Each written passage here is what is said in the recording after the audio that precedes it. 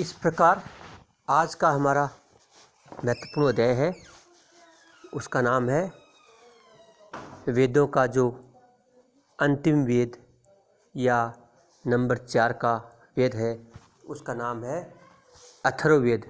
तो अथर्ववेद एक महत्वपूर्ण वेद है। यह नंबर 4 पे आता है।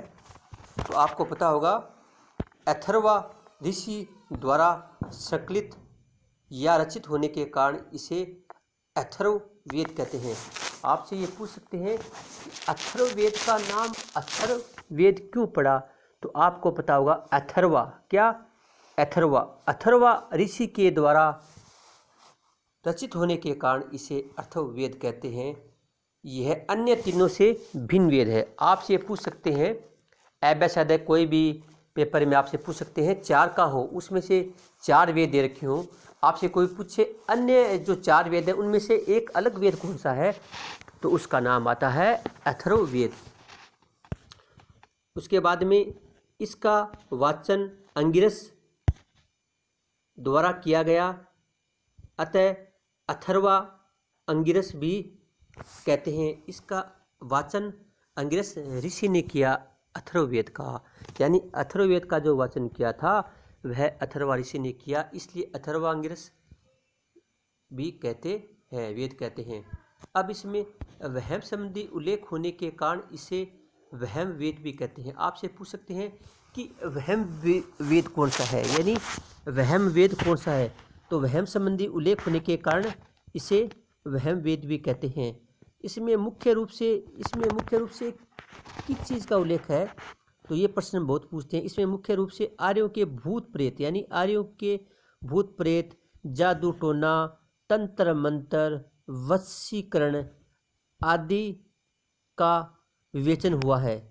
यानी ये आर्यों का महत्वपूर्ण ग्रंथ है, जिसमें मुख्य रूप से आर्यों के बारे में, जो आर्य थे वो आर्यों के बारे में भूत प्रेत, जादू टोना, तंत्र मंत्र, वशीकरण आदि का उल्लेख हुआ है। यानी आर्य कैसे क्या क्या करते थे, इस प्रकार की क्रियाएं, उनका उल्लेख हुआ है, जिस पर अनार्य परंपरा का प्रभाव सुस्पष्ट प्रभाव दिखता है। यानी आर्यों पर ये जो तंत्र मंत्र की क्रियाएं हैं, उससे आर्यों पर अनार्य जो प्रभाव था वह स्पष्ट दिखता है।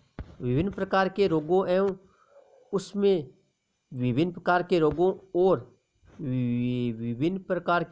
एवं उनके निदान संबंधी उल्लेखों के कारण इसे भिषज वेद भी कहते हैं। यानी विभिन्न प्रकार के जो रोग होते हैं, उन रोगों के संबंधी निदान का उल्लेख होने के कारण इसे भिषज वेद भी कहते हैं। इसमें 20 कांड या अध्याय हैं। आपसे ये पूछ सकते हैं कि अथर्ववेद में कितने अध्याय हैं, या कितने कांड हैं, आपसे पूछ सकते हैं। तो ये आएगा 20। यानी अथर्ववेद ऐसा ग्रंथ है जिसमें 20 कांड या 20 अध्याय हैं। इसमें सूक्त कितने हैं? इसमें अथर्ववेद में सूक्त कितने हैं? 731 सूक्त हैं तथा 600 मंत्र हैं। कितने मंत्र हैं? 6000। यानी इसमें 20 कांड अध्याय, 731 सूक्त और 600 मंत्र हैं। इसकी शाखाएं 2 शाखाएं हैं, शौनक और पिप्लाद इसकी 2 शाखाएं हैं अथर्ववेद की। तो अथर्ववेद की कितनी शाखाएं हैं? 2 शाखाएं हैं। इस प्रकार आपसे ये प्रश्न पूछ सकते हैं, जो 4 वेद है उसमें सबसे अलग कौन सा है? अथर्ववेद। अथर्ववेद के बारे में मेन बात यह है कि इसमें आर्यों की वशीकरण, जादू टोना, तंत्र मंत्र आदि जो क्रियाएं थी, जो आर्यों की क्रियाएं थी, वह उन चीज़ों का उल्लेख इसमें हुआ है। इसके कारण मानते हैं भी आर्यों पर थोड़ा अनार्य प्रभाव भी पड़ा था। इस प्रकार अथर्ववेद 4 वेदों से अलग है, जिसकी रचना या जिसका जो रचित थे किसके द्वारा? अथर्वा ऋषि के द्वारा रचित होने के कारण अथर्ववेद पड़ा। यह तीनों वेदों से अलग था। आपसे ये पूछ सकते हैं इसमें कितने कांड थे? तो कांड आएगा 20। इसमें कितने सूक्त थे? तो 731। इसमें कितने मंत्र हैं? 6000। शाखाएं पूछते हैं पेपर में, इसकी कितनी शाखाएं हैं? तो शाखाओं के बारे में अक्सर पूछा गया है। तो इसकी शाखाएं 2 हैं, शौनक और पिप्लाद।